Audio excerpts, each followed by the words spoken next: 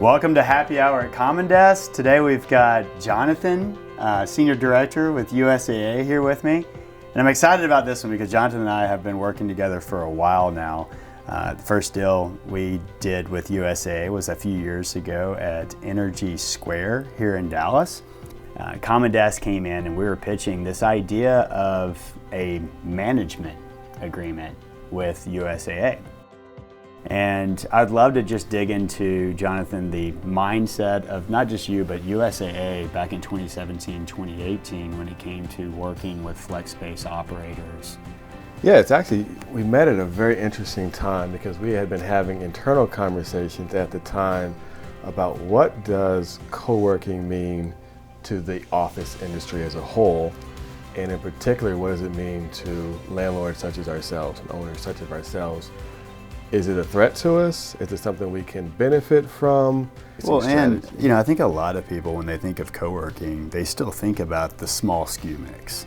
Like the 1 to 6 person private offices. But as the SKU mix started to get a little larger, where it's like, okay, now it's 30 person private offices, 50 person private offices. Well, now, if we do not have the right operator agreement in place where we're aligned, we're truly competing with each other.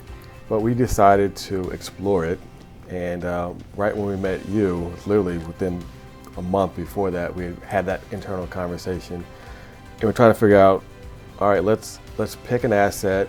Energy Square seemed like a really good asset to experiment with. So then the next question becomes, do you do a lease or do you do a management agreement? Mm-hmm.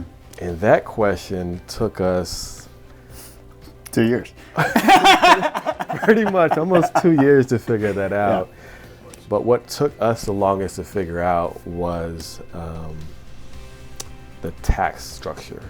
Well, because Energy Square sits in a REIT structure. Yes. But now you're also dealing with the exit. Mm-hmm. So how do you exit out of this? Because it's a significant investment up front from the landlord's perspective, right? A lease versus a management agreement.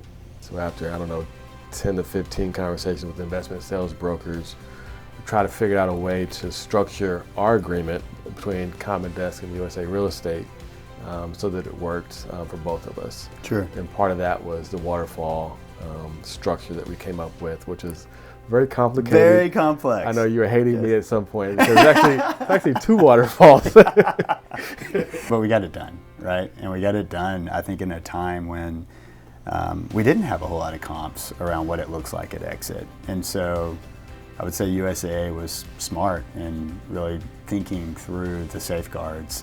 Energy Square was a project that leased, I think, faster than any other project that we've had to date. It's also, like, once we brought the density back in post-COVID, I can say that now, right? Post-COVID? I think we're safe. Yeah. It's one of our more dense projects because of the efficiency of Energy Square 2, the building we actually went into. It's a nice rectangular floor plate, and so it has performed quite well. Well, Jonathan, thanks for joining us today, man. Thanks, Nick. I appreciate it. Yeah, it's great having you, buddy. Thank you.